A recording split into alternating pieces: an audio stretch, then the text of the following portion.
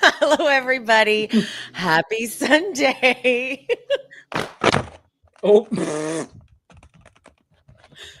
Kendrick, why are you covering your face? hello everyone. I had to, so me and my barber, I had to raise my line because I like my beard to be higher than like he likes it. And so he's had me a little low. So I'm like, okay, fine. Let's finally do the big chop and let's bring up the line some. And so I let it grow out so we can bring it up. And so he cut it all the way down yesterday. And now I'm a child. I hate myself. I was like, you look so cute. Like, you look all skinny. I look like a child. You do. Yeah, you do look like a little kid. You do I look like you look like a prepubescent milk dud is what I look like. No. That's exactly what I look like right now. No, I like literally the first thought was like, damn, he looks so much younger. Let me turn it this way. Maybe it'll give me a little edge. Look at the tattoos, y'all. I am grown. I'm adult. Look at me. I'm adult. I am. See, I like it. It is funny that I guess I never noticed that you do always rock a beard. Mm-hmm. Wow, I never noticed that. That's like, when those, okay, this is something that's so stupid, but you know how sometimes like you'll think of someone and you'll be like, they wear glasses. And then you see them and you're like, I guess they don't wear glasses or opposite. Yes. Or like you always wear, that's like one of those where I was like, I guess you do always have if I were to have described you to anyone, I would have never mentioned that part. But like now that I see you without it, I'm like, oh, that is very much yes. Bobby, hi Bobby. Hi everyone. Now I can't find my glasses, but thankfully this is close enough. I don't need them, so it's okay. I'm just everywhere. Yes, I wear glasses too. Well, not all the time. I go back and forth between contacts and glasses. I was going to say you rarely, you rarely wear. I think I've only seen you in glasses a handful of times in all these years. Switching up on. Yes, happy Easter, by the way. Yes, I was about to say happy 420 to everyone. Yes, happy Easter first and foremost to everyone. But I see a lot of happy 420s in the comments. Yes. So yes, happy 420. I'm gonna get a little preachy because I have to every 420. I do this every year. Okay. I used to celebrate 420 like all the good stuff. I was as a proud stoner, obviously. Yes. But I always like to just remind us that there are thousands of Black and brown people incarcerated for decades on marijuana charges. And when I realize that, I feel just icky celebrating I'm stoned right now. So like, I'm not like hiding that I smoke weed or anything. I just like it kills me because there's all these families that are missing their loved ones. Yes. Because and like literally the 3 strikes thing, Bill Clinton did that 3 strikes thing. So it's like if you were caught with a little bit of weed 3 times, you would get like a huge sentence, like the craziest sentence. So I always feel so guilty because I am a proud stoner, but every 420 I'm like, oh God, right now there's someone sitting in a prison right now for smoking some weed. Yes. And like doing an ignorant amount of time for it too. Yeah. So it kills me. But like, look, happy 420 because at the end of the day, happy 420. I hate to be such a buzzkill, but no, that's all great points. Enjoy it, celebrate it, but if you can at least go on like change.org and sign some legislation, do that. Like, you can do a little something to help the cause and just, think of our brothers and sisters in there. Yeah. And the families and stuff. Yeah. Exactly. And it's just ironic too that Easter and 420 are falling on the same day this year. Did you see that Pope Francis wouldn't meet with JD Vance? I was very ecstatic about that. I didn't anticipate like that headline, but I was like, okay. Right. Weird, but all right. Can I just say the comments? I guess I've never put 2 and 2 together, but Crispy Bacon is in the comments, and that's that. Well, I don't know if that's why he has it, but like, have you ever seen that viral clip of that news anchor when he's like doing like a feel good story, and he's like down at the farm, he's like, this pig's name is, and he hadn't read it before he did. He was like Crispy Bacon, and he could not stop laughing, like he was racking up, and they had to like stop the clip because he could not get through it anymore. And you're right. Crispy Bacon says, yep, that's it. That's why I picked it. Yes. I love that so much. I love that so much. That is hilarious. Oh, that's good. That's good, guys. Wait, the first thing I need to talk about. I've been dying to talk about this with you all week, Kendrick, but I was like, I'm just gonna save it for might as well. Blue Origin. Yes. Okay. Yes. So first, let's just take a look at Gail. My favorite meme of the week. As she gets on the penis shaped rocket. Did you watch it live? I did not, and I'll tell you why. Go ahead. I literally was so nervous something was going to happen. I know people were watching for that reason, like, oh my God, I have to be here if something happens. I was like, I don't want to see that. So like, just let me know if it's successful or if it's a failure afterwards. I don't want to, when they send stuff up, 9 times out of 10, it don't stay up. So I'm like, nope, I don't want to see that. I don't want to be involved. I'm just going to stay here in my own little bubble, and y'all let me know how it goes. Okay. Well, I went out of my way to make sure I knew. I'm like, when is it? How do I watch? I had my browser ready I can just hit play. Okay. So I was confused. Okay. Right before, like the day before when I got it all organized, I saw that it said they're just going to be going up and coming back down. And I was like, wait a minute. How did I thought we were, because like, especially after those people were stuck on the moon or whatever for like a year, Yes. like, I'm like, oh, that's what I was expecting. Like usually when there's these big takeoffs, these big rocket things, you're like waving goodbye, like, okay, and then we'll see you when you get back, which is, not the same hour. Yes. So I'm watching it. Not the same hour. And I'm like, if I'm correct, then they're going to be like right back. So then I got a fucking phone call. That was so annoying. I got a phone call and I was like, I gotta go. I'm watching this. By the time I got off that phone call, they were already, how like what the rocket like breaks apart so that just the middle thing is what comes down. Like when you see them come out of that. So that scares me too. Kendrick, I actually didn't know because I was on the phone. So I thought when that part had broken off and it crashes and like explodes and everything, I was like, but none of because like there were people commenting because it was a live chat. And so it's like, okay, none of the comments are saying anything like, oh my God. So I'm going to guess that's like the outer part of it that's gone off to whatever. But then here they come. They're coming screaming down. And because for me, all that really happened was, like they went up, I got on a phone call and they're already coming down. So I'm like, wait, this cannot be right. Like this can't, they're screaming, whatever. And then the first one off that damn thing is Gail. And Gail kisses the ground. And I'm like, I don't understand. How is this happening? You guys were barely up there. Right.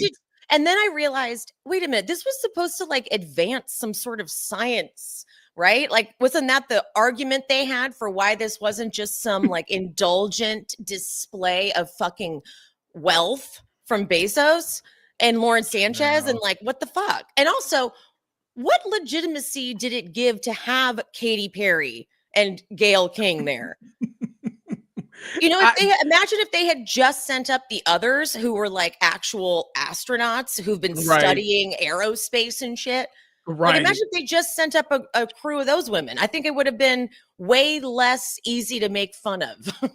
Like at least send up Taraji P. Henson, who played Katherine Johnson in the movie. Like, send her ass up. Like, why is Gayle King going and Oprah down there looking scared? Because she like, okay, girl, like, now I got to hang out with Stedman all day. I don't know how this go. Like, I don't like that. This was all just ignorant from start to finish. Just dumb. It was so. I just didn't. Okay, well, so obviously Katy Perry was just ridiculous. Like Katy Perry, you know what was she saying? She was like, I'm connected to love or whatever. I'm like, what? You can't tell me that was what your takeaway was. But then the best were the interviews after, and the one with Gail, saying, you know, because all the criticism you guys are getting, she's like, yeah, I'm very disappointed in it. You know, have you been to space? Have you been to space? Have you been? Have you, Gail? And then go to space, and then we'll talk. I'm like, what? Gail, did you just suggest that everyone goes to space and then they can? No, actually, very few people will end up being able to go to space. Okay, guys, what? The hell, it was just and all the conspiracies too. I see a lot of people just saying like it was a simulation, but you know what's ironic is when I finally saw all the footage from them like in the rocket, you know, whatever, when I saw the footage of it, I'm like, this could have been a simulation. Like it's one of those things where the footage that they got up there was like so not special, so it was like they might as well have made it a simulation, right? I mean, what is this? Like, what are we learning? To me, it felt like it was the same sensation of like, you remember going to like St. Louis for the first time and getting in the arch and having to go up in the elevator and come back down? That's what it felt like to me. Like that felt like, I'm like, okay, this is thrilling because like I'm in here, it's a closed space. It's like, okay, girl, you got to move over a little bit. Like, I don't like you this close to me. You might sneeze, pandemic, like it's a lot happening. But y'all just up there fool la line. And what are we supposed to do with this? Like, what are we? You know what? It's another thing if y'all are just like up there, but y'all literally got us like live viewing this as if it's like why? Why am I watching this? Why am I taking time out of my day to view this? Well, and also like if you guys are up there and they were barely up there, I get they were up there for what, like 5 minutes or something, and it was just enough to literally go up and come back down. Like the time that they were up there it must have just been so that they could turn the ship back, or like they were like, oh, zero gravity, and then we're coming right back, and then they were back in. But like the footage inside the aircraft or the spaceship or whatever with Katy Perry and the flower, girl, what? Why? Someone was like, okay, so you go to space just to look in the camera and not out the window. Oh my God. What are we doing? Kylie in the comments said roller coaster for billionaire. That's exactly what I was about to say. Because the part that literally made me like, that was worth watching for me was when they were showing the outside of the ship and you could hear all the screaming that they were doing on the inside. I was like, this is genuinely like, this feels like the Superman ride at like Six Flags. Like, what is happening right now? Lori goes, what it was a drive-by. Literally was. And exactly. Wait, their whole thing is that they're going to start bringing trash to space. I'm like, okay, as if the Earth isn't already like the ghetto of the universe, right? Like I feel like aliens lock their doors as they ride by. Like, oh, they are a mess down there. Don't even bother. They're just destroying everything. Everyone's got a gun. Like, yeah. So now we're just gonna put trash in. I mean, there must be some sort of plan. I don't know, but I was like, so the solution? Who's going to be able to afford to have their trash sent to space? Exactly. Like that. See, that's one of those stupid things that I feel like is a flex that only incredibly rich people care about. Like us average people, like who care? Oh, you know, I got to pay my $1 million sanitation bill to send my garbage to space. Oh God, you know, I can't have it down here with y'all. Y'all might rummage through it and get some of my millions. Like, shut up. Like, why is this a thing? This is why we don't need billionaires. No one needs to be a billionaire. It's too much money. You have no concept anymore of like normal shit. Right. You know, I don't get it. It's all ignorant to me. Maybe I need to do research about why, because that was the first time I've heard this. I didn't know we were trying to send garbage to space. Oh. I thought this was some like, you know, and I assumed it was some kind of like empowerment thing. Like, but then my thing is like, you missed the empowerment piece because it's so not self-aware. Like, I don't know, when we're down here like wondering, struggling, like, we can. As we said at the top of the hour, it is Easter. People are finding other things to paint this year because eggs are so high. But y'all want us to care about y'all going to space, screaming for 3 minutes and coming right back down because, oh, yay, now we can send garbage to space. What? What? One more time. Like, am I missing something? Like, I don't get it. I don't get it. And I don't get, like, okay, when Bezos went, right? Did he go up by himself? Did he go up? I just remember he was in the something, right? lineup. Yeah, he was in the lineup, right? Like walking behind all the women that were like ringing the bell. I thought I saw him. You Like, know what? I might, maybe, you know how sometimes like you just invent things in your head, but I feel like sometimes both you and I do that and like have the same thing, and then we'll be carrying it, or like the butterfly effect or whatever, or the Mandela effect or something. Exactly. So like we've thought it, and then we start talking about it, and it's like it never happened. Okay, Crispy Bacon, love that name again, said that he went up with a team earlier. See, I knew it. Okay, there we go. I knew it. And like, again, why did we need any celebrities? It could have just been all scientists. It didn't need to be like, why the hell did you send Katy Perry up there? So silly. I love that Wendy's was like, leave her ass up. It was like every I posted a thread about it, and I got like, it went like viral, and Greenpeace UK like picked it up, and I know, I was like, oh shit. Because it's funny, because I wrote it and I was like, oh, as soon as I wrote it, I was like, this sounds really savage. And I didn't know, I'm just so used to getting pushback from anything that I write that's like savage. So I was like, oh, I might delete this later. I don't know. I'm waking up in a mood. But then it like took off, and almost every comment was, you can just leave Katy Perry up there. You can just leave Katy Perry up there. It was like over and over and over again. Okay. I asked, who was it? I asked somebody, I think it was Kaya, because me and Raven recorded recently, and we were like, where? Because I think neither one of us really knew like where the Katy Perry of it all started, like when people started like kind of turned on her. And so I guess I didn't, maybe you know more, but Kaya was telling me something about her working with someone that people were like, no, that's not a good guy or something like that. Who was it? I don't know his name. The guy who worked on her last album. I think it was also the guy who worked on her. I don't know. I kind of tuned Katy Perry music out now because I started to try to listen to the one that was it called Girls? Okay.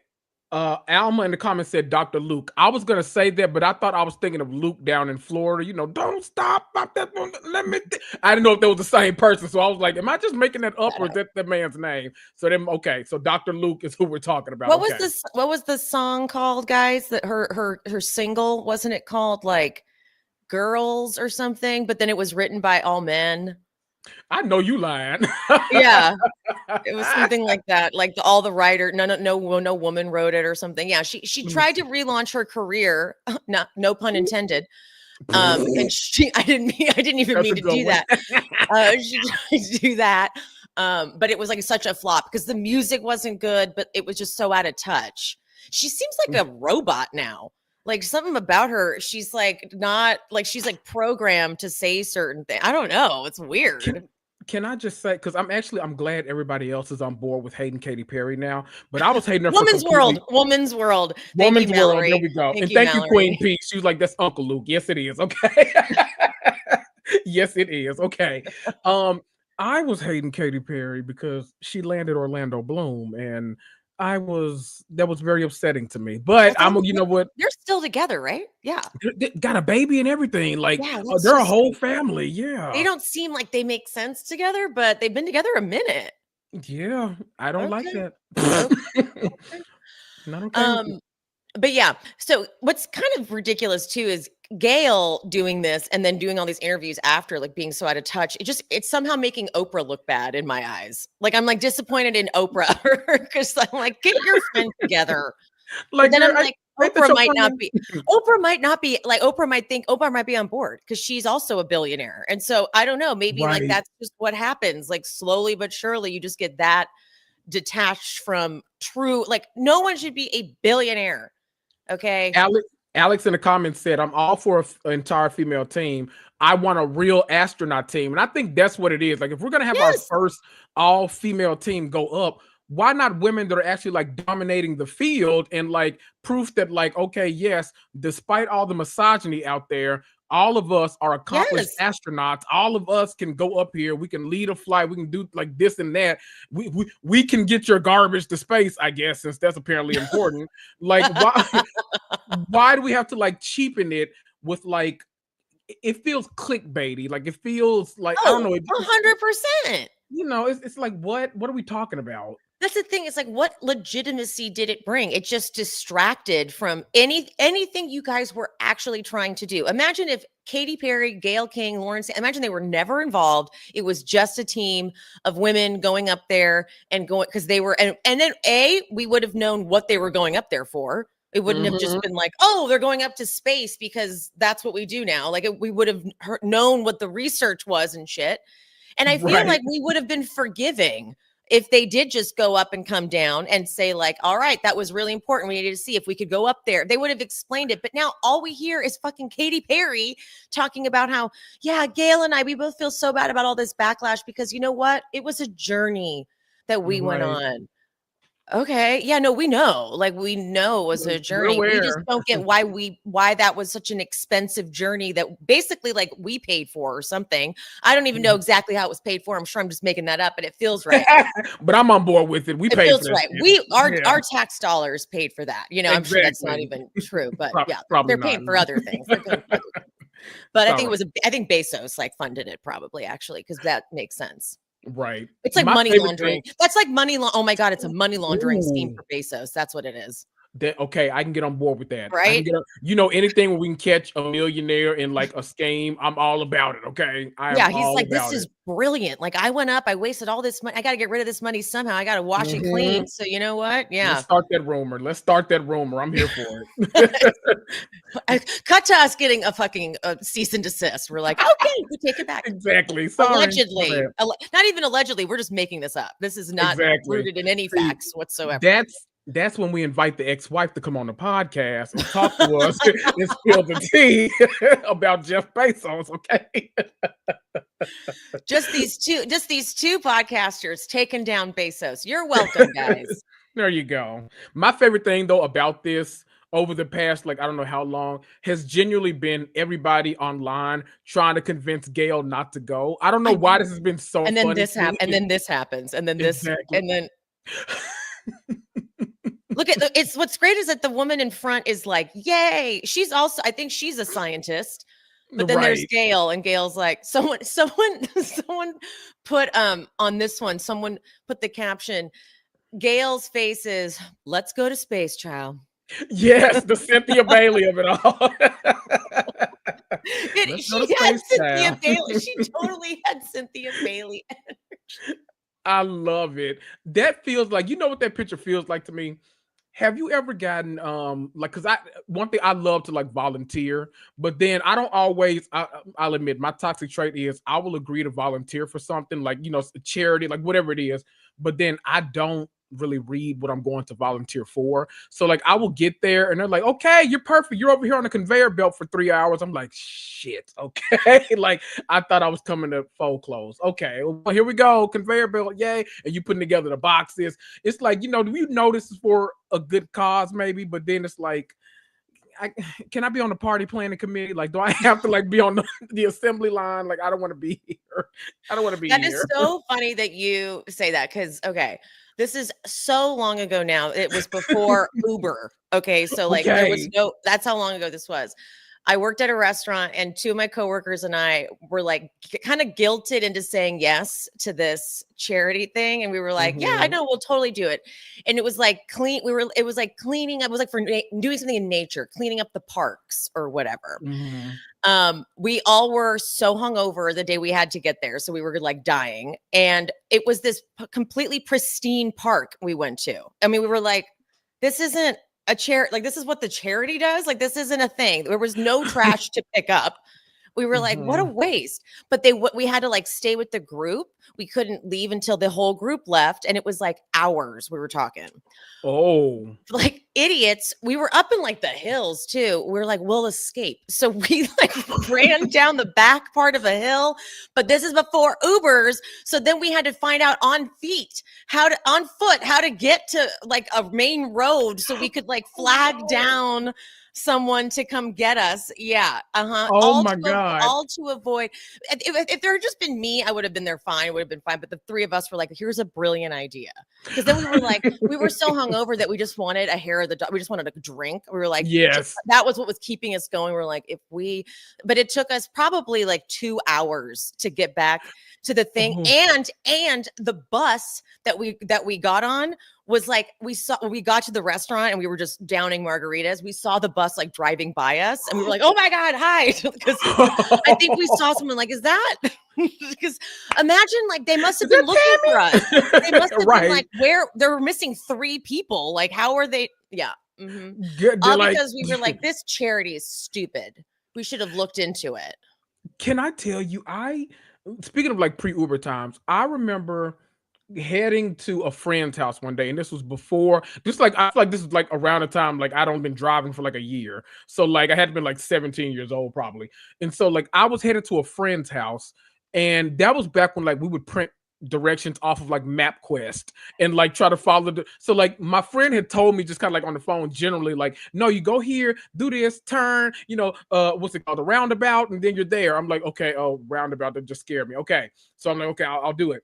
I'm heading there, don't know where I am. I end up having to go to another friend's house that I knew was on the way, stop there, print out instructions, and try to like read them the rest of the way. I was like, this is the most daunting thing I have ever done in my life. So I never take Google Maps for granted anymore, because I'm like, I remember the days when you had to print out and literally you would have like the instructions, you'd be reading like, yeah, okay, let me see, while you drive, oh God, is it okay? And like, it is a haunting, like, my God, like think about the girls that used to like ride in like the carriages with the maps. Like, really, are y'all okay? I know my dad always made me have a Thomas guide in the car, but I was like, Dad, it doesn't matter, I don't know how to read it. Like, I just freak out. And a few times I had to call my dad panicking because I was like, I don't know how to read this Thomas map and I'm lost. And then he would have to go into his Thomas map and he would have to tell me like, okay, you're gonna want to get on the thing. And I'm like, I'm holding one. And I still, oh my God, no, the printing out of directions. Like if your printer was out of ink, I feel like I even went one time to like a Kinko's or whatever to print directions. Yes. Oh my God. Wow, what a time. Now my car is just like, okay, go this way, go that way. And I can't, I have no sense of direction. I've said this a million times. So me neither, like none. I can go somewhere, even if I'm going somewhere I know, usually I have the directions on because I'm like, just in case. Like, because if I get hit with a detour on the way, I'm like, oh God, I will die. So where am I going? Like, I will literally drive off like this roundabout and go into a ditch because I don't know where I'm going. You can't like deter me from my path. I don't know what to do. Same. Don't know what to do. In those few moments where I'm like, you know what? No, I know where I'm going. If I have to make a decision, I always make the wrong one. Me too. If I'm like, oh, I'll go left here, go right here. It's like, this was the worst street you could have done that on. Or now you're going the other direction. It's a mess. Like, so yeah, no sense of direction whatsoever. So yeah. God. Kelly Williams, she said, I watched last year's Real Housewives of Atlanta. At the reunion, there was a question from Kendrick from Memphis. Was that you? Yes, it was. Yes, it was. And let me tell you something about that. They picked like the nicest question because they, production over there, I like those girls. So they reached out and they were like, hey, do you want to ask any questions for the reunion? I sent the whole list and I was like, I probably got to do like, some softballs for like Sonya or Marlo, like something like that. But that wasn't the shit I want to know. And they picked the softest question. I was like, they're like, well, Marlo, Kendrick from Memphis wants to know, have you been getting your record expunged? Like, I'm like, oh, get out of here. Okay. What were the other questions? Do you remember? Oh yes, I want to know about I want to know some shit about Tyrone. I want to know about Drew and her lesbian escapades. I wanted to know about oh wow, you put them all in there. Oh yes, I want to know about Candy and the Blaze shooting. Like, I want to know about all of that. And then of course they're like, Marlo, have you been getting your record expunged with cousin Courtney? I'm like, okay, I didn't really want to know that. Like, get my questions back. Don't do that to me. That's hilarious. Oh, but I wish they had asked any of those other ones. Right? Damn. I'm impressed that you remember all of that, because like what I was when you were saying Oh. those plot points, I was like, oh yeah, I forgot about Tyrone. Oh yeah, I forgot Oh about no, I was ready. I was so much planted. came up. Well, I guess that's a perfect segue to let's get into Here we Atlanta. go. Now wait on. Um, I think we're both on the same page here. Britt is going to be a really, really trying cast member for the rest of this season. Yeah. It's like the quote victim in this is just so not likable, and it's going to be really, really challenging. Did Yeah. you watch? I fell asleep and didn't finish it, but did you watch Kenya's confessionals? Oh yes. Okay, Oh so yes. I missed a good chunk of like the last probably 15 minutes because I completely passed Okay. out. But I will say I know that I said I was disappointed in Kenya and all that stuff last week, but like I still don't agree with her being completely shut out. Like I get that Same. it was bad, but I don't that's the part I'm like, was it bad? Yes, but was it worth her? Fine, maybe she has to be gone for the whole season, but to not be able to go to the reunion and they are like totally icing her out, that feels not That's okay. insane to me. The fact that see now it's gone from like we might get to hear from Kenya so we can like have resolution, but also two hear both sides of this perspective to Yeah. now feeling like Bravo's trying to hide something. And so Kenya, launching those allegations that they edited that scene super heavily, and they already left in like, comments that made us feel like, Well, okay, for those who didn't see yeah. it, Kenya did say that there was more than just what we heard. Which that kind of makes sense, I guess, that they would edit something. So they left in enough, but they edited out the part that was much more direct. Yep. What did Kenya say she said as well? Like, I've got a gun on me or something? Yeah, she said, let me see where it is. Um she said that one thing that she said was that she thinks that Britt got on the show by Yeah. promising production that she would actually come for Kenya specifically. So I don't know how she's heard that, but she says that Portia clocked a lot of the same stuff that she was clocking too. She also said that Britt Did you take said, notes? I did. Oh, I'm I so grateful did. for those notes right now. Thank Oh you. my God. Thank you Do you want to for go through them? I don't mind. Yeah, let's go through the Okay. notes. That's fun. Okay. So Kenya said, first of all, the video was like 30 minutes long. Why we had to wait a whole week for you to edit a 30-minute long video is insane to me. When people doing, you doing hour, 2 hour long videos and I don't get it, but okay, not my business. But the video like just started, like it just came on. She was talking. I'm like, oh, wait a minute, we're not gonna do It did start. It introduction? started abruptly. Like I thought I hit rewind because I was like, oh, I must have. Oh, Right. Like Kenya, the most dramatic person. I expected like a tagline, some intro music, something. I don't know. Uh the first thing she addressed Portia's YouTube, where Portia said that another housewife had sent her all that information about the necroticity and the corn, CORN, all that stuff.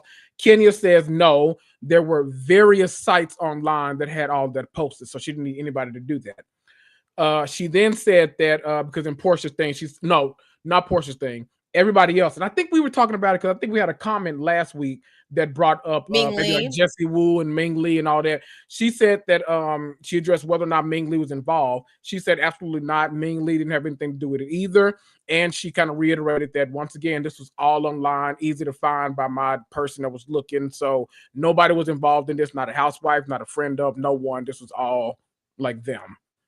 Huh. She addressed that old clip where she was in her closet with what was her friend's name? Chris, maybe. I don't know. Robert? Chris? Robert? Maybe I Okay, don't that know. guy. That guy. That dude, yeah.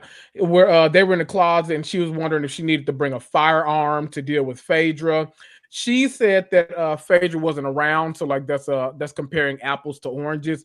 And she brought up the fact that Phaedra brought a taser to that reunion to deal with her that time. So she's like, I feel like we're only calling out when I do it and not when anyone else does the stuff. Yeah, and also like that's a valid point. Phaedra wasn't Yeah. right there. Like it's not the same thing. It's saying it to the person that makes it different. Right. So Phaedra couldn't have felt threatened in that moment to, feel like she need to do something. So right, I agree with that.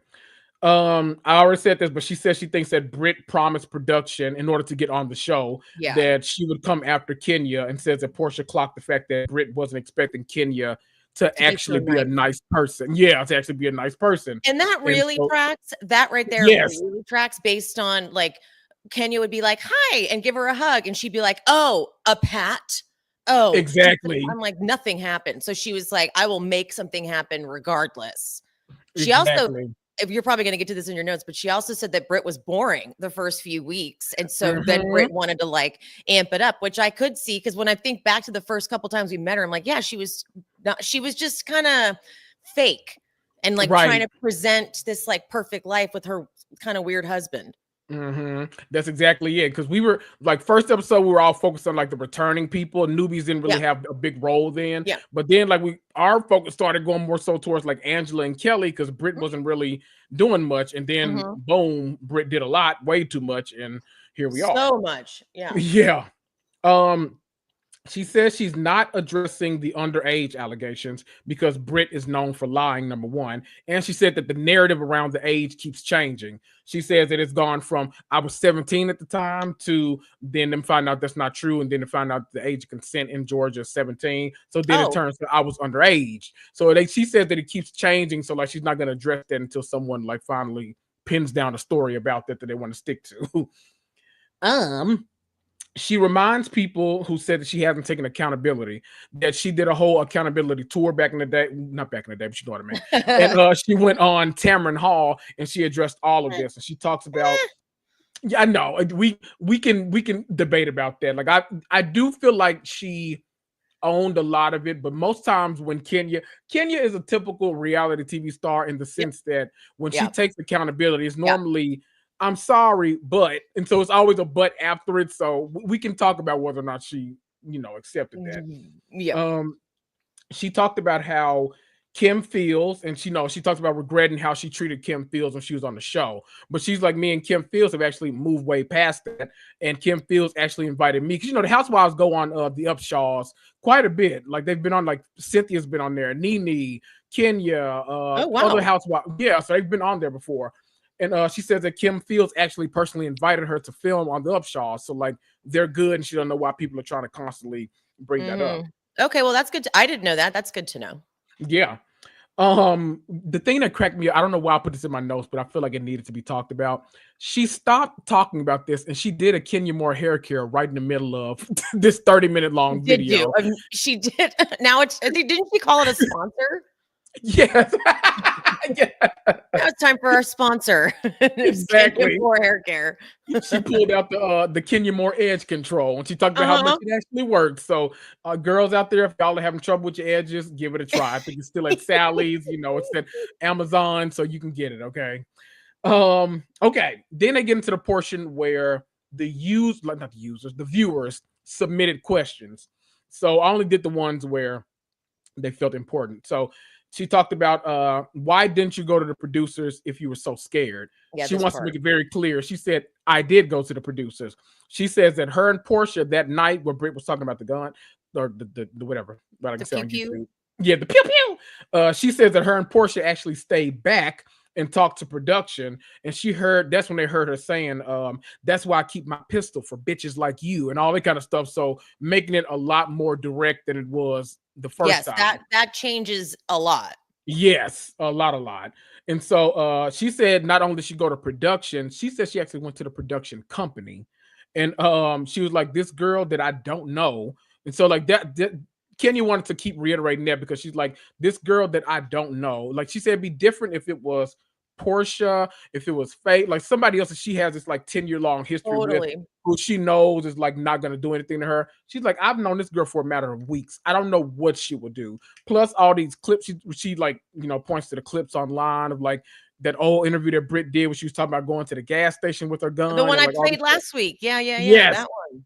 And so all of that. So she's talking about that, and she's like, I don't know whether this girl is threatening or like what. So I don't know anything about her. So that's why she went to the production company. Okay. Then she gets into the investigation of it all, which she says was not an investigation at all. She says they like, now on Bravo, they're like, no, we looked at this and it's okay. We she didn't have a gun, so it's all right. It's no pew pew in sight, so it's all good. And she's like, no one did that when I was launching the complaint in the first place, and I went to both on-field production and a production company, so I don't get why like now this is all like, oh no, Kenya was always safe kind of thing. So she feels like they didn't really have her back in that situation. I thought she really kind of echoed what a lot of people online have said, where she talked about I don't know who is Joe.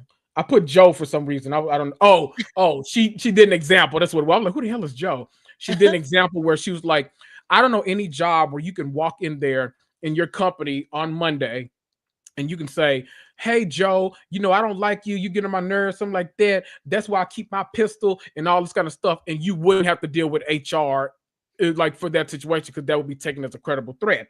And she says she doesn't understand why this situation is so different. And she directly pointed to other Bravo celebrities and other Bravo shows. She's like, I don't understand like why this would never in a million years, if one of those girls threatened Kyle Richards that way, there is no way that girl would even be on the show anymore. Right. And she's like, I don't understand, like if that girl, like somebody she said Teresa, but I was like, well, them girls in Jersey, they might, I don't know. I feel like everybody probably got their pistol in their purse over there. They get over there. So I don't know. But the Kyle Richards one was interesting because we just watched this reunion where we all talked about how much production has her back. And so that seems like a valid point to me. I feel like if anybody's going to be protected by production, it's definitely going to be Kyle Richards. So I think she's wondering why she is not getting this same kind of protection. They asked her, do you feel like Cynthia threw you under the bus? And is she team And she Brit? wouldn't talk about her, huh? She refused to talk about Cynthia. She refused to talk about Cynthia. And then that's when we get to the part where, which is interesting. We can get back to that, but it's interesting. Then that's when we get to the part where they said, will you attend the reunion? And she says, I haven't been invited to the reunion. Then she said, well, actually, let me correct myself. I was invited to the reunion and then I was disinvited to the reunion. That seems like some kind of I don't know what that is. I'd actually like to know the timing of that. Was she disinvited after? At what point? Yeah, like at what point? Like was the season airing at this point? Because I would have to think so. I don't know how many episodes were in this season. I would assume like maybe 16, maybe 17 at most. Probably 16 though, since it's kind of a reboot season. I would imagine once they started seeing how many people online had Kenya's back, I think after that they were like, okay, we don't need. That's my thought. I'm thinking in terms of like production. They're like, okay, or the network rather. They're like, okay, we weren't expecting people to have her back this much. Now, if she comes on and she says the reason why she was really afraid and this and that, that's going to do nothing but make us look bad. So we don't need her side of the story getting out there. Yeah. So I'm thinking that's when, to me in my mind, that's when she kind of came on and was like, no, you can't come. You can't come to the reunion anymore. I'm hoping this decision gets reversed because that seems like a huge misfire to talk about Kenya in that situation while she's not there. That seems stupid to me. Yeah, no, that's very upsetting. Her being uninvited after being invited. That's the part that's really baffling me because again, I know what Kenya did was bad, but like to fire her. Yeah. And then what, are we never going to hear from her again? Is she done with the show? Like I don't want Kenya to be punished like this because as bad as it was, I can only imagine the reason why she's having a hard time feeling so much sympathy for Brit and what she did to Brit is because she's fired and like can't film, so there's like such bitterness behind it. It's like, yeah, I'm sorry, but I'm punished. Like I'm punished at this point. So, I'm really struggling with this. Like I am too. It's a lot because y'all know me. Y'all know I love Kenya Moore. I say it every week. I love me some Kenya Moore. But I too, Kenya went too far. We all believe this. But also, it just seems so weird that she's the only one in the situation being punished. Like it'd be one thing to me if both her and Brit, then I can actually get on board with them. I'm like, okay, then next season, 100%. right? I'm like, okay, get them both off this season, maybe bring in a new person. We'll figure it out. Let Cynthia film way more than she was because we're all enjoying Cynthia. So like let's figure this out. But the fact that it was so one-sided, Yeah. I think that's the reason why half the internet is really struggling to get behind this decision. It just Yeah. seems weird. And like Yeah. I know like it okay, here's a question I have is Okay. Portia has sort of seeming I don't maybe she's lying, but she Ooh. seemingly didn't hear the pistol comment herself. Yeah, she said it on the show too. Yeah, so maybe she is lying, which is kind of a weird thing to lie about. Like Portia doesn't I don't really see Portia going to bat that hard for Brit and being like, I didn't hear her say anything when she did. But Right. because when Kenya was telling that version of the story, her version of it, which is Portia and I stayed afterwards to talk to production, and she was also doing more than what you even saw on the show and saying it Yep. directly to Kenya. I'm wondering, well, then did Portia not hear even something that direct? Right. Like That's what the was you doing only there? part where I'm like, I'm not saying Kenya is lying. I'm saying that's the way Kenya remembered it. Okay. Just Okay. because no one else involved seemed to hear it. And then who else was in Portia's car? Was it just Portia and Kenya who left together? I know they were bringing Drew out there, but I feel like her, Kenya, and maybe Shamia were all there Okay. together. I feel like I keep Okay. hearing the name Right? Shamia in the instance. Yeah, I There think was those someone else three. in the car though, right? It wasn't Mhm. just okay. So like those people didn't hear it, but Kenya now saying like it was so direct and so clearly a threat. But she was with production, she said, and she was with Portia. Yep. So Biggie, I'm biggie, yep. wondering if it wasn't like if it's maybe just the way she recalled it. Right. Which I don't want to Could take be. any of her feelings and her experience away from her, Mhm. but that's the only reason is because like Portia has maintained like I didn't hear it myself. I did not hear it. So Yeah. that's why I'm checking in. And now there's several instances of Portia saying that, like spanning this whole time. Like when we watched the episode, Mhm. she made sure to say, I didn't hear it, but you're saying she said this. So if she did, we need to figure out if she really said it. And Kenya's like, no, I heard her say it. So it's not even in that moment. She's like, no, Portia, you heard her say it too. It's like, no, I heard her say it. So we're gonna. So it's hard to. I don't know. They got a lot going on. But that's a good point too, right there. Cause you're right. Cause then Kenya's like, I heard it, and didn't say you were right there. You heard it. Right. Because We Kenya will all clock heard it. it. She clocked. Yeah. So Yeah. yeah. Yeah. So that's the only part of Kenya's regardless though, what Kenya did, albeit terrible, I don't think is worthy of her complete ban. I don't even think she should have been gone for the whole season. Me neither. At this point, I'm like, I don't think she should have been like maybe like suspended for a month or something. I don't know, but return, have her talk to Britt, but just icing her out feels so strange. It feels strategic. It feels nasty. And I've talked about many a time before because my thing is if you don't want Kenya on the season anymore, fine. Like that's your decision. I can get behind that. I can understand that. But to not have her like film confessionals, to not have her at the reunion, it feels strategic in a way that you're purposely trying to only let one side of the story be heard now. Now you're trying to you know what it feels like, and this is gonna be a wild comparison, but it actually kind of gets into my last point that she made.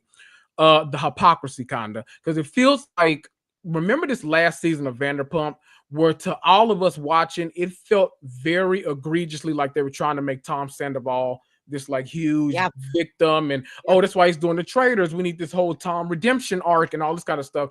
It feels like they're purposely trying to give Britt this moment, but the problem is with both of these, none of us are buying them in that scenario. Like I'm not saying Britt isn't a victim in this because she definitely is. What I'm saying is it's hard for us to reconcile her only as a victim because of how all of this started. Like when you threaten violence against someone, it's hard for us to get behind you as a cause that we need to like champion. So both of these are weird. It also isn't helping that then that last scene with Angela, the way she you know how animals like bare their teeth when they're trying.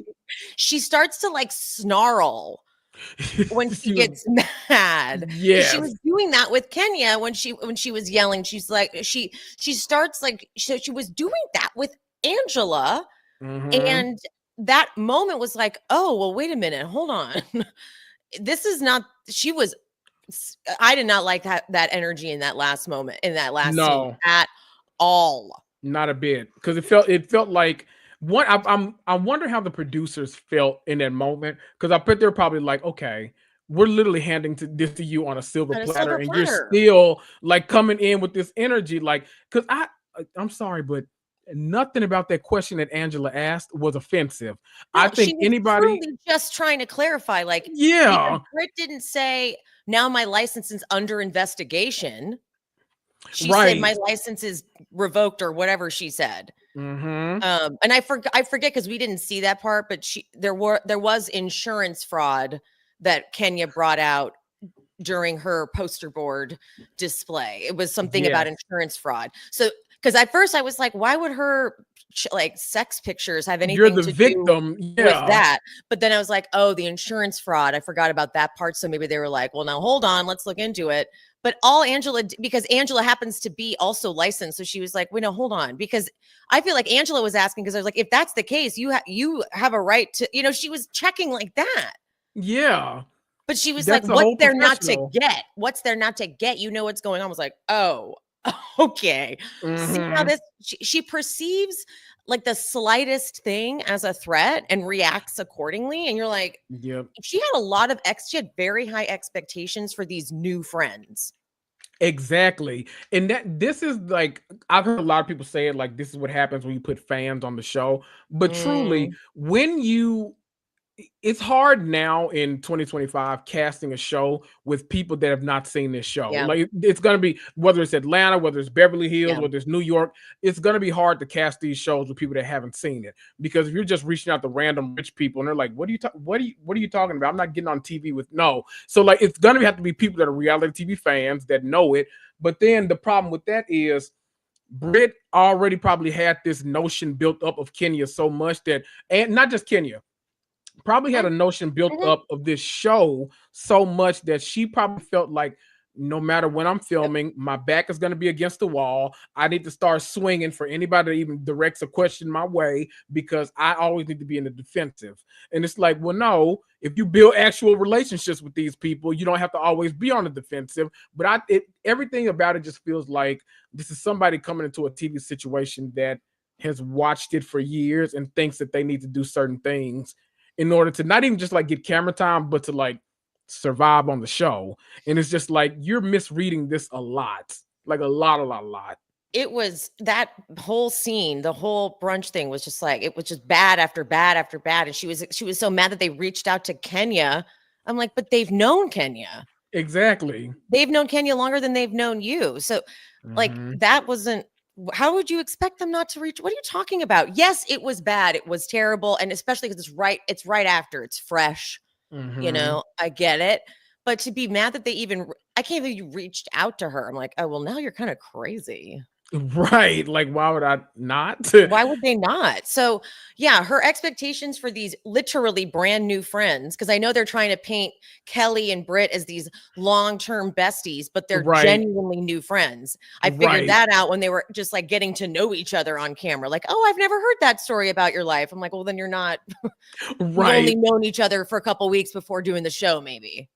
You know what cracks me up? I always think about Basketball Wives when I like think about that point, because I remember like when Basketball Wives LA first started, Jackie Christie was like, she was talking about, who was it? Like, I think Laura Govan. She's like, oh my God, that is my girl. We've known each other for a decade now. Like, oh my God, both our men were in the league and we this and that. But then like you catch certain things, like she's like, oh my God, Laura, your house is so beautiful. I've never seen it before. Oh my God. And it's like, y'all been friends for a decade. You ain't never seen that girl house? Like, really? Yes. So it's like people they always forget that, like, oh shit, wait, this was my friend for, I supposed to know in high school. My bad. Wait a minute. Okay. Oh yeah, because they had a whole, Kelly and Britt had a whole scene where they were like getting to know each other. I never heard these very big stories. I'm like, okay, so exactly, you're blowing your cover. Just so you know. So yeah, this is going to be a trying season. Yeah. I don't really have a lot to say about the other storylines, but I do want to talk a little bit about Drew. Okay. Okay. Drew is always worth talking about to me. Okay. Because now we're getting more of these like Drew and Ralph scenes, but they're getting more and more confusing because now I don't know if Drew's telling the truth either. Like, so it's Drew at home getting ready so that Ralph can have his time with the kids. She, this is the side, I have this in my notes even. She needs to figure out her foundation shade. She changes it all the time. She And does. it's like, and whatever she's got in her confessional, I'm like, okay, this is good. But then in this scene, she's like kind of a gray color. It is. And I'm just like, I clocked Drew. too. Yeah, I'm just like, Drew, like, I know you do your own makeup, but we need to, or does she do her own makeup? Does she always have a glam person? No, remember her and Portia share a makeup artist, and that's why Portia was late to that. No, that's why Portia Okay. showed up to that event with no makeup on. She's like, Drew's ass knew he was coming to me next. If someone did that to Drew, then they need, because like, and it also, she had like nude lips too. She just looked like it wasn't right. But anyway, so she's eating with the kids, and Ralph comes up. And Scary. apparently that was crazy. Apparently, like, that's like he never comes up during her time or something. But then she talks to him about the exterminator. And the way she talks about the exterminator is kind of weird. She's like, I've been covering the exterminator when they came, but then I talked to my lawyer and she said that's something that you're supposed to pay for. And so that's great. That just takes something else off my plate. And then Ralph says, what do you have on your plate? You don't pay bills here. And then Drew's like, I'm not doing this with you, and leaves. Now, if this was any other time, maybe I would have been like, oh, Ralph, you and your typical gaslighting. But now I'm like, I don't know if Drew is telling the truth about it. We all know Ralph is terrible, but we also all know that Drew lies. So watching any scene with these two is always like, wait a minute, who am I believing right now? Right now. Like, so she gets in her car and she's crying to her sister. But even then, I'm like, are you waiting in your car to have this scene on camera with your sister to say all of it? Because now everything about it is just weird. But then let's go to when Shamia's in the studio. Angela and Drew join. Shamia's talking about how much music means to her. And then Drew segues that into, yeah, no, I totally get it. You get it, right? Because what? You're making a face like something crazy's happening. Oh, I'm sorry. I was reading the comments because I saw somebody say what? And then I looked up. MM said, so funny. I'm having ice cream with my daughter, and Ralph is here with the kids and a photographer. What? What? Child. What? Get a picture. Take a picture. Ask them about the exterminator. Who pays the bill right now? Yeah. Oh, that is so funny. Good eye. What was I saying? Oh, yeah. So Shamia's talking about how much music means to her. And then Drew's like, perfect. Yeah, you get it. Because you never know who is going to be the vehicle. And that's what Dennis did. Dennis did that. Then she says, these royalties and the way this publishing is set up, that's going to pay for PJ's whole college. Girl, let me tell you something. I was like, what? No, don't. And then Shamia was like, well, I do know that PJ's college is already paid for. And then Drew says, well, maybe just some snacks or something. Drew is insane. At this point, Drew, I can't help you. If Portia beat you up like she do everybody else, I can't do nothing about it. I'm sorry. At that point, you asking for it. Like I don't want to say people deserve to get beat up, but if it happens, he's asking for it. She is right. You don't take PJ's name out of your mouth. Get it out of there. And to say you'll pay for her college? Ooh. Girl, bold. Don't do that. Yeah, no, that's what I'm saying. Like, she wants to be Portia. Like, I know Portia joked about it, but I'm like, I kind of don't think you're wrong. I'm at that point where I kind of don't know if that's incorrect. Because, yeah. Another thing from this, and then we'll go to Beverly Hills. when Shamia meets up with Portia to get drinks. I just loved that whole scene. It was just cute. Like talking about actual besties. Yeah, totally. And then when they started playing games, Shamia getting so competitive reminded me of Candy. Yes. And then I just was like, oh, this is nice. This is such a nice, like it's because that is my favorite. The best, to this day, I think about, I'm not even joking. Every single day, I think about this at least once. That it's early. I think Candy's first season. And it's when they did the confessionals like on the side of the scene as opposed to like in a studio. And it was she was racing against Sheree and they were doing like some car racing thing, but she got the rules wrong. And so she lost, but then she couldn't let it go. So then she's like, I thought you were supposed to stop at the sign, but then they said you're going to stop here. And then it ends with her going, and she would have raced me again. And she was dead serious. And I think about that moment every day at least once. I love it. So that's my favorite. When we talked about getting candy on Traders needs to happen. Yes. Yes. And she needs to be a trader too, because I want to see how she would maneuver that house so well. And Candy's just already a trustworthy person. So I don't think people would even like clock her as a trader. Let's start that petition right now. We need her on there. We get change.org and we're gonna get Candy, and she has to. I guess we can't say she has to be a trader, because if she gets on Traders, then they're gonna be like, "So you're a trader?" We can't say. Y'all didn't hear that, okay? Bleep that out. Cone of silence. Cone of silence here. We're just gonna say this between us, okay? Yep. Yeah, because I realize we can't be like, get Candy on the Traders and make her a trader, because then if she's on the Traders, and then they're like, "So you're a trader?" Yeah, we fucked that up. But yes, we'll see. Any competition thing, actually, we need to get Candy on. Oh, you know what I watched? Got to Get Out. That's the Hulu show. With Cynthia. I have not started yet. It's fun. It's fun. I will say, I think that they have to tweak the actual game a little bit. You could tell that they were learning in real time, that some of the stuff they came up with was like, oh, that doesn't work. So they were trying to like adjust a lot.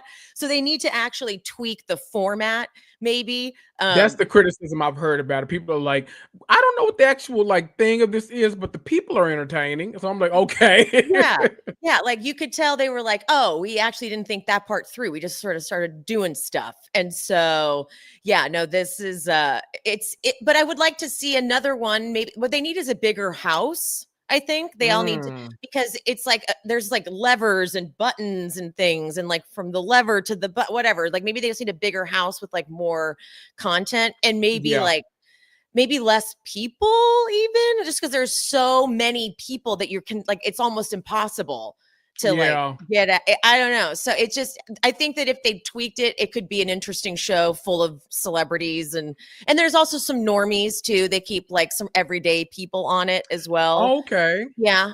So that, I thought it was entertaining, but yeah, same note. Just like this game is weird. Yeah, I feel like I need on the Traders. I feel like I always need at least 2 Atlanta Housewives every season. Agreed. Like I would love to see, because I actually like when Cynthia goes off Bravo, and does these random reality shows. So I'd love to see her and Candy both on there at some point. Not necessarily together, but like I need them both on the Traders. I agree. And I actually would like more RuPaul's Drag Race people. I would like at a time, not just like one. Right. I think that we always get multiple of more everything. of that culture going, where there's like, back and forth and whatever, because like, I don't like it when it's just the one. I don't enjoy that. Yep. But all right, let's go to the big story. Beverly Hills. Okay. Talk about them heifers. So I couldn't even bring myself to rewatch to take notes, because I know that's right. I'm like, I can't do this again. Like I can't watch it. Because it got to the point where I'm like, I don't care about any of these storylines. I don't care about Sutton making up with Dorit, making up with Air. I don't care. I don't care about any of it. And they made the last part supersized. You already didn't need 3 parts. Like, did you need to make the last part supersized? Like, that's crazy to me. Agreed. But I think we've all been saying this. What Garcelle did when we call it a walkout, I'm imagining the reunion had to continue after they leave. That's what I picture. But this was literally, you see Garcelle, when they got back from lunch, I think she was sitting there and realizing like, these people don't like me. No one here likes me. What's the point of this anymore? Like, I just got ridiculed for my takes, but no one really seemed to want to make up with me and like make it right. They just kind of wanted to be mad, and that was it, and we're done. Yeah, here they are, like, but Sutton also was just trying to, the thing Sutton was doing, it was clear. Okay, so wait, this is going to sound very off like topic, but there's a 30 Rock episode that reminds me of what happened with Sutton and Garcelle. Okay. And so Garcelle was realizing, like, in real time, that Sutton kind of used her to get in with the popular, like, it's like, so in 30 Rock, Jack brings Liz to this like corporate retreat thing, and she's like, oh cool, great, but then when he gets there, Liz is all embarrassing because she's not all like corporate and like lame, and so he like ditches her. And so she's like, oh, this is just like when I was in elementary school, and you know, I got uninvited because you got your cool friends and now you don't need me anymore, or whatever, like that type of, and it's very much like that to me, where like Garcelle was just being Sutton's friend and didn't realize that Sutton's agenda was to get in with the Fox Force 5 clique, and she didn't know that.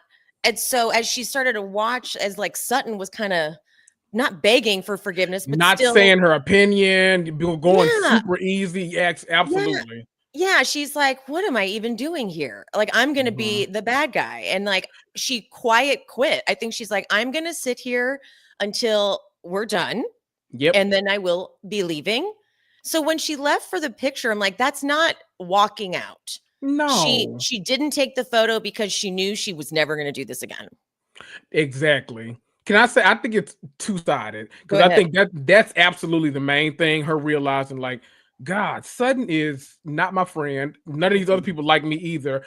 Quite honestly, I don't like them. So like, what am I even doing there? And I think the other part of it is, we spent this entire season focused on, you know, this is so-called Dorit season. You know, we had her versus Kyle the first half, then the second half, her versus Sutton. So nowhere in that was Garcelle. This felt like Garcelle's like her season off to me. Like, you know, every housewife has a season where they can kind of take a back seat and just like comment and stuff, and then you get back into a next season.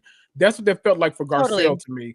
So for the entire first part of the reunion to like be them going after Garcelle, I was like, what season did I watch to where we're focusing on Garcelle so much? So I feel like, and this might be a big leap for some people, but stick with me, I feel like Bose provides a kind of a comfort blanket to a lot of these housewives, because I feel like a lot of them have been afraid.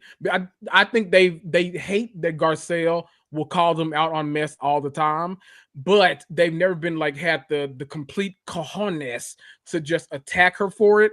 I think Bose has now given them a level of comfort to be like, okay, we got a black woman on our side. Now we can finally attack and get this one the fuck off of here, is what I feel like. Now they all felt this level of comfort, because it made no sense for them to like go after Garcelle when Garcelle was not your actual enemy this season. Like, it's crazy to me. Like, why are we still we talked about that burglary in one episode for 2 minutes. There was no other part of the like, what are we so focused on that for half of an episode for? Why are we talking about, I wish you were more interested? Why are we talking about these conversations that you don't want to talk to me about, Kyle, off camera? None of this makes sense to focus on Garcelle unless you're like, you know what, this is our opportunity to finally get at her, because now they can't say we're being let's call a thing a thing. Now they can't say that we're being racist or we're being like we're attacking a black woman or something like this, because nope, look y'all, this black woman, she's on our side. She thinks Garcelle was wrong too. We got it now. So it feels like two things. It felt like, one, she felt like she was being unjustly attacked, because what if I was Garcelle, I would come to this reunion thinking, you know what, I'm about to have an easy reunion. He'll just ask me a couple like, Garcelle, what do you think about this? I'll answer it. I'm good. I'm gonna go eat lunch, come back, we'll hurry up and finish this shit, and I'll go on about my business. But nope, that didn't happen. And then once you couple that with her watching Sutton being such a pick-me for these women, even though she's literally argued with them the entire time for 5 years, that coupled together, it's like, okay, y'all got it. I'm done. I'm about to go and I did exactly what I was supposed to do on this show. I came back. I completely revitalized my career. I got me a whole new house built out on it on the beach. I'm good, baby. See y'all. Catch me on Netflix, Survival of the Thickest. Catch me on Lifetime with my original movies. I'm out of here. And she got the hell on. So kudos to her. You know what's so funny too is happened to turn on a true crime show. I think it was on Peacock, and I think it was like the real murders of Los Angeles, maybe. You know, they did like a series where it was like the real murders of the OC. Maybe it was the OC, but it was, I think, yeah. So I believe it's Peacock. If not, it's on Max. I'm gonna write that down. I'm gonna watch all of them. And, well, it's a little cheesy, but Garcelle is actually the narrator. Oh, that's okay. Yes, yes, right. Yes. It was such a weird thing to hear because I had just finished the Beverly Hills reunion, and then I turned that on, and I was like, wait, it's Garcelle. So she's very booked and busy, very, very booked and very, very busy. Yep. I think that I refuse to call it a walkout. I feel like she did. She didn't leave until it was absolutely necessary. And again, Kyle left there at that time too, last or 2 seasons ago or whatever it was. So I was like, so whatever. Okay, guys, thanks. But let's go to Sutton. Let's go to Sutton. The fact that, okay, so Garcelle walks away and Sutton pretends not to hear at first or not to notice.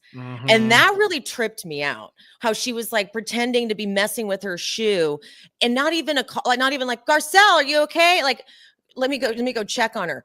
Or like, let's take this picture really quick, guys. I want to go check on Garcelle or something. No acknowledgement. Right. Because then they're like asking Sutton, her closest friend, oh, what happened? What do you know what happened? And Sutton was like, oh, I don't. And I swear it's because she doesn't listen to Garcelle. When she went in there or talking at the lunch break, Garcelle had the reason to be upset, but Sutton took over the conversation because she was like upset that Kyle don't like her and whatever. And so she didn't pay attention to what Garcelle was saying. And this is the thing about Sutton that drives me crazy. She expects so much from her friends in terms of coddling. Like Garcelle went with her to visit RHOBH, to see this house that her father unalived himself. Like Garcelle did all of that for Sutton, but Sutton didn't check in with Garcelle enough for me because I was like, Garcelle also lost family members and also has her own issue. You know, like I just felt like it was it was a lot for like a medical professional could do this, but like this is kind of a lot to ask of a friend. Very, very heavy. Yes. But like, so Sutton expects and takes from Garcelle, but I truly think Sutton has a narcissistic personality disorder. I think she is so self-absorbed that she doesn't even realize. So then there's Erica. At one point, Erica's like, do you know? And she goes, I don't get it. When she went, I don't get it. When she made that face, I was like, oh my God. And that's why you got unfollowed on social media, Helpful. I could not believe that. I don't get it. When she's like, oh yeah, no, so stupid. Like that vibe, that was the tone. I could not. I'm like, she has sat there and this is Garcelle's lesson. I think I said this maybe to you, but I know I said it on a wrap up or a recap at one point.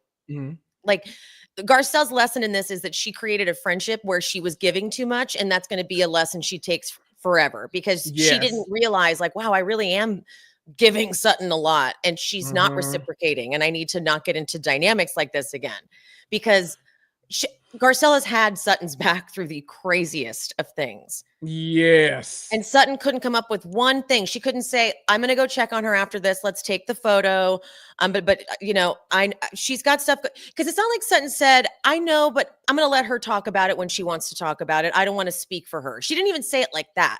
Right. I've seen some people being like, well, maybe Sutton didn't want to like out Garcelle's personal stuff and she was protecting Garcelle. I'm like, but she didn't say that. She didn't say, I get what's going on, but I'm going to let her talk about it. I don't want to speak for her, but she didn't say that. She should have said that, but she didn't. Instead, she was like, I don't get it. I know, I don't get it. Like I know she's so crazy. See, this is what cracks me up because next season, we're either going to see one or two things. We're going to see Sutton still being an asshole and then just floundering because nobody wants to be her friend. Or two, we're going to see her take the Dorit turn, which is, okay, I need to fall in line. I need to do this. I need to do that so that these people will like me. And then Sutton's going to become a cast member who we can easily replace. I don't see next season going well for her at all in any scenario. So I don't know. Because like, you have been... That's what I've been so confused by. Like you've been not attacking. I don't want to say she's not attacking these women, but you have not made it clear in your actions that you wanted to be their friend. Right. So to find out that you actually did just want to be their friend and you did just want to get in with the crew is confusing. And now they're like, yeah, but Sutton, you've done all this other shit to us. Like, you don't get to come in this mean girl clique with that, with what you've done. Right. And then Sutton seemingly takes her sweet ass time to go check on Garcelle. And then by the time she gets there, Garcelle is gone. And Sutton, I would be panicking. Like, if my friend is already gone and I didn't get to check in with them, I'd be calling them, be like, where are you going? I will come follow you. Instead, she's like, we were supposed to get supper. Once again, it's her. It's now I have to find somewhere to eat. Oh, yes. Darling. She always centers herself in everything. Oh, she's infuriating. When she went, we were supposed to get supper. I'm like, you're not even freaked out? Right. Like, I would be so worried about my friend. I really would. That would just be instinct, you know? Like, if you both attend an event together and they leave and take off before you even get a chance to check on them, you better be calling. Are you okay? Are you okay? Are you okay? Literally. I want to address, because a couple people have said that, they brought up that clip of Erica telling Garcelle, what was it, a couple seasons ago, that Sutton is a liability for you and all that stuff. That's a weird thing for me. Do you know what clip I'm talking about? Oh, so this random clip. It was around the time where like Erica was dealing with like doing too much like prescription drugs and drinking at the same time, like that season. Her and Garcelle went out and they addressed it, like they talked about it like directly. And then that's when Erica was like, I think Sutton is a liability for you. Yes. And what like, am I talking about? Yes, of course. I know. Yes, that scene. So they've been referencing that and saying like, oh well, she should have actually made friends outside of Sutton, and then she could have did like. I'm like, in my mind, what? I don't see a world where the Fox Force 5 has been welcoming to anybody that questions anything they do. And Garcelle is too much of an independent thinker to like actually fit in with them in any scenario. So I don't see a world where, even has she been like, okay, I'm going to foster relationships with these people and do like this, I don't see a world where even, like at the first instance of her having to question something, they forgiving her about it, because they literally just want the Fox Force 5. Yes. It's an alliance. They want you to be in step with them. Like, okay, no, we're not talking about this. We're not going to talk about Dorit getting chased down the street after from that person trying to give her some papers about that Beverly Beach, all that shit. We're not going to talk about Tom Girardi, this and that. We're not going to talk about Morgan of it all. We're not going to, and just like all this kind of stuff we're not going to talk about. Yep. Whereas they're both Sutton and Garcelle are like, no, we should probably bring that up because, one, we're on the show, but then two, we have to like talk about our lives, right? On a reality show. Like, that's how this works. And so I don't get behind that logic. I've never felt like, I think in order for Beverly Hills to actually flourish again one day, because to me, now this might be a hot take, I don't think they flourished since the Brandy Glanville years. I'm just saying, like, they ain't been entertaining for me in a long time. No, season 5 was amazing. Like, that was, it was a lot, but like that was season 5 was like the pinnacle. And then Dorit joined the show and it got more careful. And Teddy, Dorit and Teddy joined the show and it got way careful for a period of time. Way careful. And so I think that they really need to like gut that group in order to like actually do some good. I feel like and I'm making this vow now. If they don't make big changes to the cast, I'm not going to cover the show. Like, it's annoying because I can see just by the numbers. Like, if I post something about Beverly Hills, it takes off. But if I post about any other show, it doesn't take off as much. So they're probably not going to make any changes because I'm going to base that on like the audience wants more. So when they look at numbers, like their ratings and stuff, they're like, well, we still have good ratings. Like, it's not like it's a show that's struggling. And so we can't, because I think that's what happened on New York. The show was just tanking and they didn't even do a reunion, partly because they probably were like, we're not even going to get sponsors to like do the reunion. Like, we need to pay for this somehow, So, but I don't think that's the case with Beverly Hills. I think that unfortunately people are fascinated by Erica. And like, here's my question about Bose. So now Bose is on the show with these women and she seems to ask questions and be astute to what's going on. But like, are you really going to listen to Erica talk about Tom and like pretend like it's not fishy and not ridiculous. Like, you know what I'm saying? Like, Right. are you going to continue to be on their side even when you hear things that don't quite add up? Right. That's my question. Because like all of us have already poked a million holes in Erica's story, and Right. you seem like someone who does that. You seem like someone who's like, well, now hold on, let me think about it. But Because I are you love that situation where they were sitting at the table and Sutton had like tried to apologize to Dorit, and Dorit's like, well, I just feel like, and then Bose had to stop her, like, no, no, wait, she just Mhm. apologized to you. Are you not gonna? So I like that she like speaks up like that, but I don't know how that's gonna work well for her with Garcelle being off the show. I don't know how that's go. That feels like they just waiting to turn on your ass. I'm just saying. It just, Yeah, and like, because then you have a very interesting group. Like, if you don't make any changes and you keep Bose with Erica, Dorit, and Kyle and Sutton, yeah. what a What weird is that? combination of people. Right. The closest quote friends would be Kyle and Dorit, because they actually, because even Erica, that's what's so funny. Erica, I didn't talk about this enough, but in the beginning of the season, Erica and Dorit go to like some furniture place or whatever, because her storyline was redecorating her house. Right. And Erica says something like, honestly, you guys were closer than even I am with you guys. Like, you guys, your families have hung out and stuff like that. So I'm like, okay, so even Erica isn't that close. They clearly don't hang out outside of filming. And Right. Crystal was on, I think, maybe page 6. Excuse me, I have the hiccups. I think she did some interview, and she said that, not filming, you don't film for like 8 months of the year. So if you don't hang out during that time and you just hang Oh, out for filming, that's a mhm. big gap in like hang time.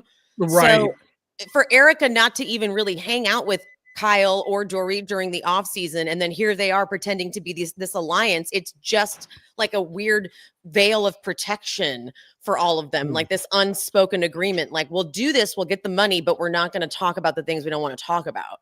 Exactly. And I think that was the Carlos King interview with her and Cynthia. Was that what it was? Oh, Because she said maybe. it on there. That if y'all haven't watched that, that was a really good interview. Like they talked about a lot, and it made me like root for Crystal coming back next Me season. Because I too. was I like, would be down for ooh, Crystal to come back for sure. right. Then I might actually watch it again. But Exactly. otherwise, I'm like, no, that would be so good because Crystal, Carlos talked about it. He said, you know what? A lot of times it takes people a while to like actually clock it, like how to be on one of these shows. Cause like it's instant for some people, but sometimes for other people like to become an amazing housewife, they got to sit back and like watch it for a while. They just don't always give you that time. Mm. And she was like, the way I've been watching and seeing and like now knowing how it works. And she's like, plus having Cynthia like telling me how it works in Atlanta. She's like, I think I could actually thrive on there now if I went back on that show. And I'm like, I would like to see it. I would I would love, like to see it. I would love to see that. That would give Sutton a friend, which if Sutton's going to be on there, she needs a friend because I don't see her having any right now. And honestly, I'm hard on Sutton right now. Y'all know I normally actually go up for Sutton only in the sense that she's literally the only line of entertainment on this show. I feel because she's the one that like really makes them hate each other and not makes them hate her. And so without her, even though it's terrible, it's still boring as fuck. I feel like she's the only thing they have because no one else is even living in reality.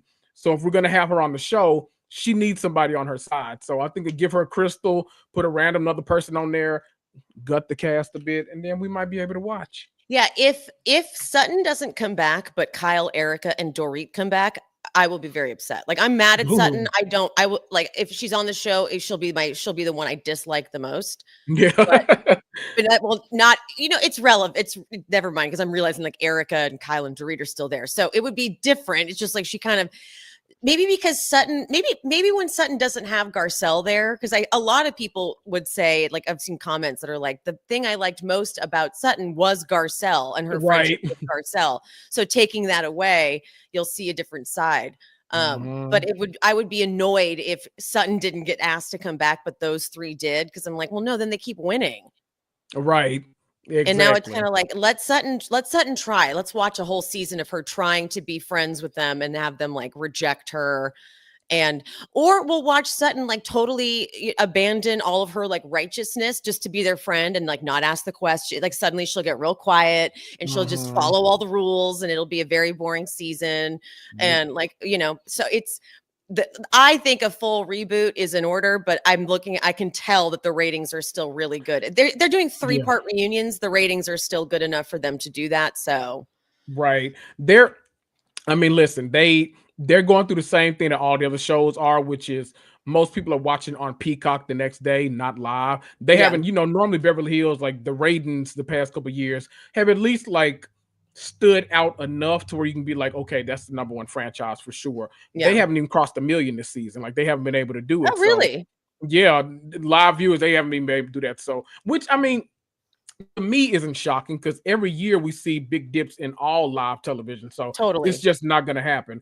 But I know a lot of them clean up on Peacock, which I know they're very happy about, like over at NBC Universal. But I don't think that their live ratings. I don't know if they justify keeping that cast enough. Like, I mean, they could, since they're still the technically highest rated, but I don't know. Y'all But could also, do some stuff. something to factor in, I forgot about this, is their salaries. Because I think that they're on a very specific, like, pay scale where, like, every year, like, it's a certain dollar amount that goes up or something. And so they're about to get very expensive. Kyle, Erica, and they've all been on the show a long time. So everyone's rates are about to go up.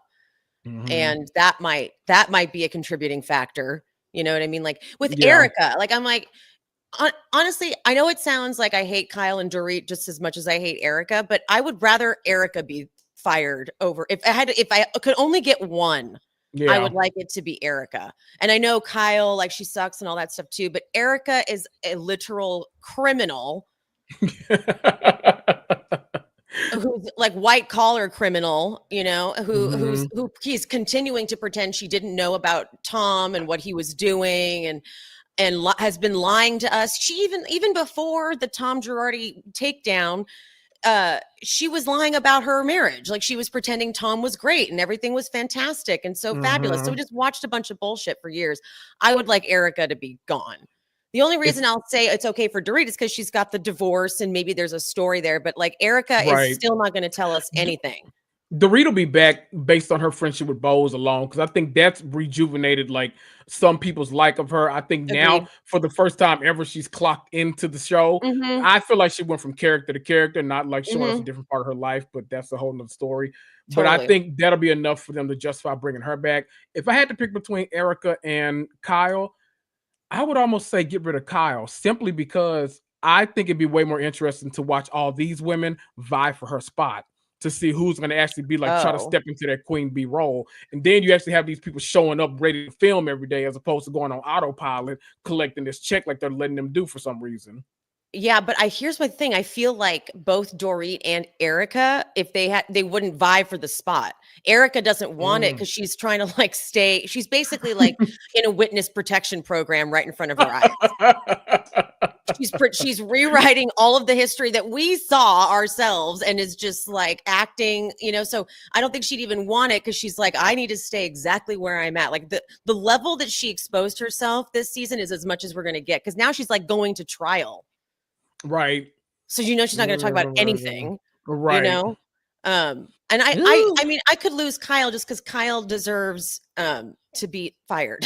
She's just at this point you're not living your life on camera. What are we watching?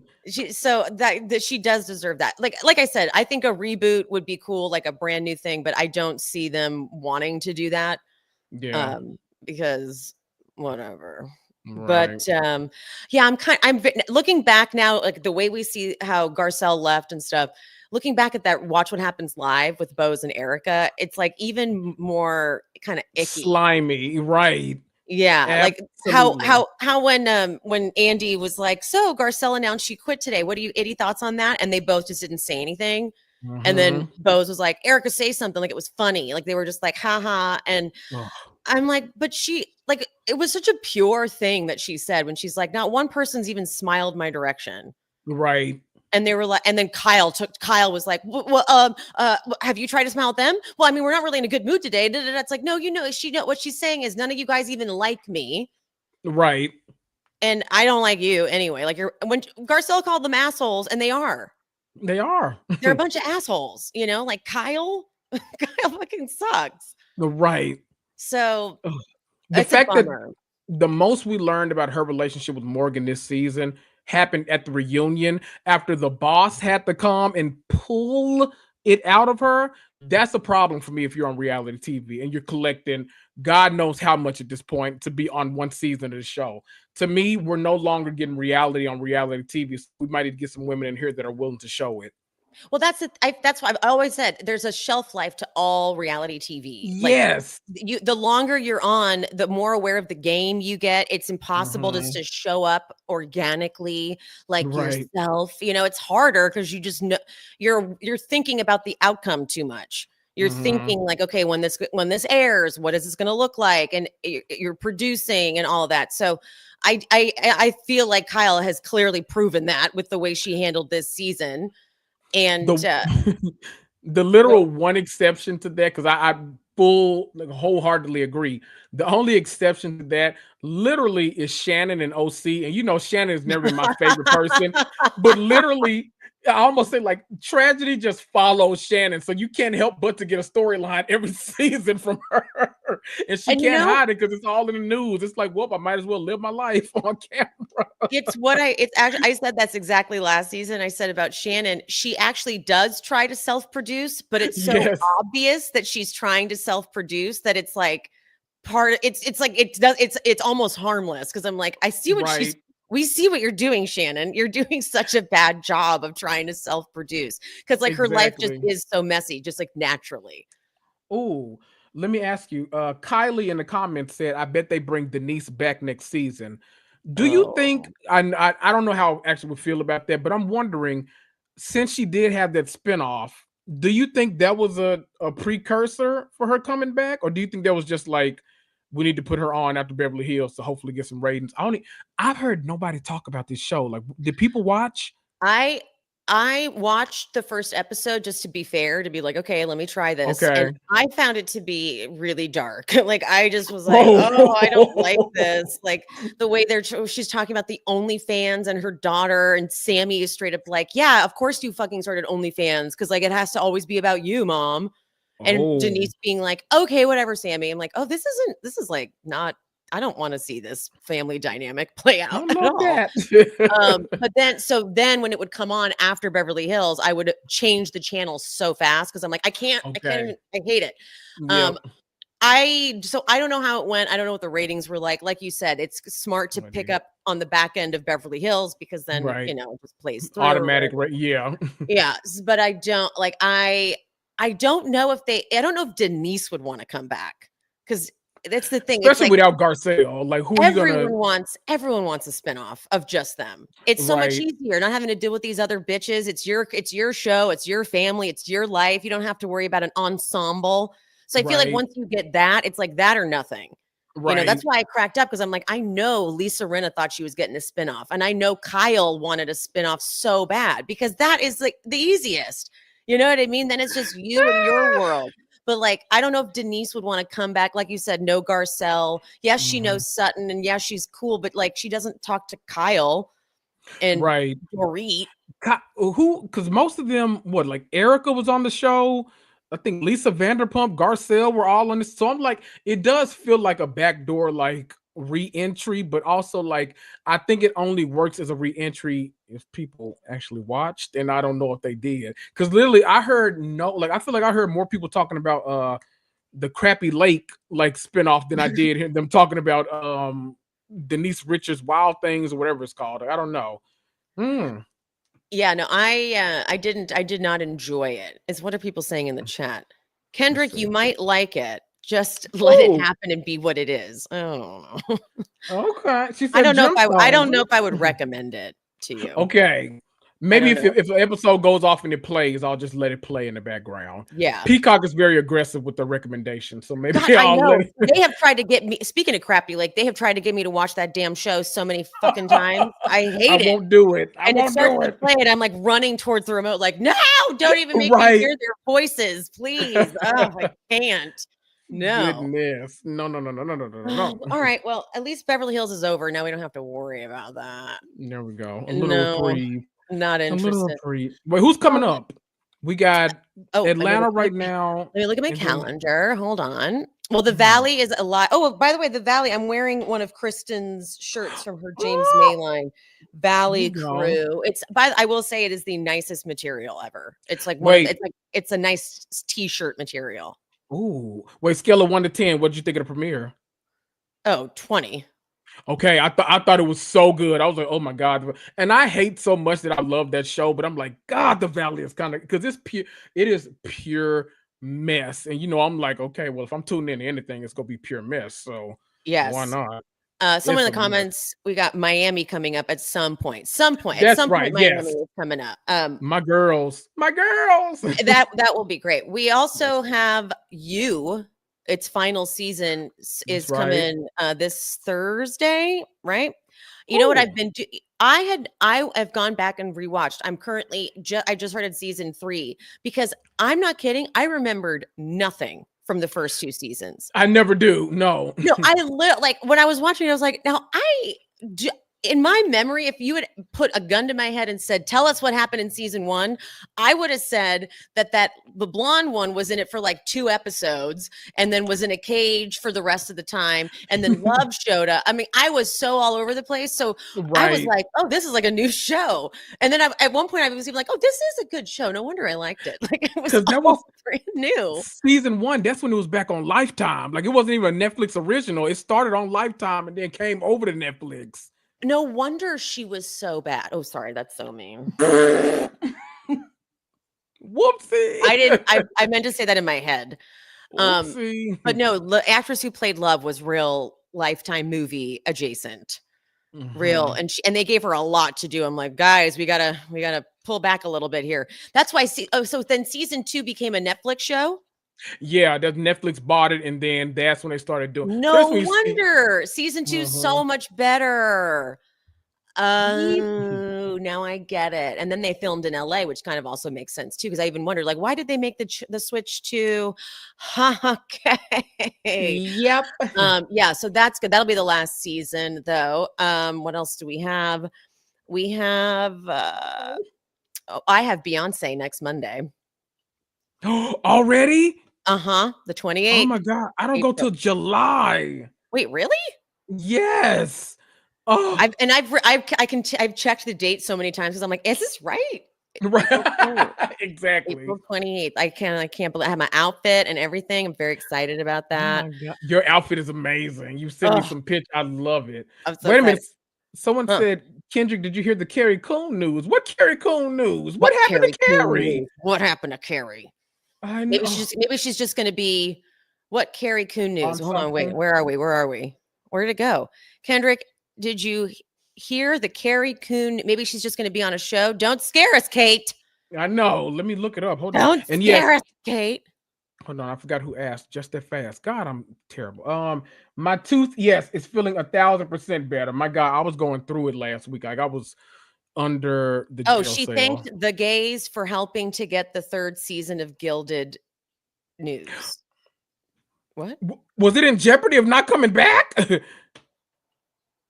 Oh, that okay, that really scared us, Kate. Wait a minute. I don't like that. Was it in jeopardy of not like getting renewed? What's it called? The Gilded Age? Yeah, Gilded Age. Yeah. Gilded Age. Do you not watch that? No, do I need to? Oh my God, I love Gilded. I don't know why. It feels like a very easier, you know how we love like historical like shows, like the ones that take Uh-huh. it feels like a very easy one to watch because sometimes it's all very like very, very, very old English, very old. Like sometimes you got to be like, wait, let me pause and figure out what the hell are y'all talking about right now. They never feel like that. It's just straight like it's in this time period. We dealing with some stuff. It's mostly like these houses feuding over like society placement. I love it. So like I watch live every week. I love the Gilded Age. And Carrie Coon is amazing in it. So Okay. yeah, great Okay, well, that's cast. good. I Great thought I cast. was scared that something happened. I got I scared that know. something happened to Carrie Coon. Yes. Wait, y'all All right. found out from the comments. Tell it because someone else asked. Phoenix Rising asked question. Oh, where'd I go? Is the Oh, Gilded question Age worth worth watching. watching? Yep. So y'all don't let me just say it. Like I feel like I love it. So don't let me be a liar. Okay, people Um, saying yeah. Okay. All right, guys, let's wrap it up today. Next week we'll be doing Atlanta, but we'll also then have to do a little bit more pop culture, pop entertainment news stuff, since now we don't have to do all these recappings. But okay, guys, we love you. Oh, wait, fans. Oh, wait. Let me get the fan right. Damn it. This fan is my enemy. This fan is my enemy. All right. Thank you guys so much. This was a fun one. This was nice. It was chill. Yeah. Thank you to the first time viewers who had some people finally caught the live. So thank you. Oh, hello. Love you all. Thank you guys. And we'll see you next week. Bye. Bye. Thanks for tuning in. We hope you enjoyed the show. And make sure you're subscribed to and following the I Cannot with Kendrick Tucker podcast and with Kendrick Tucker on Instagram and Threads. She's Speaking with Emily Hanks is available everywhere you get your podcasts, on YouTube, and also exclusive bonus content is available on the Patreon. If you want to support our shows, please rate and review on whatever platform you listen, or you can buy us a coffee. Links for everything will be in the description. Love you all. See you next Sunday.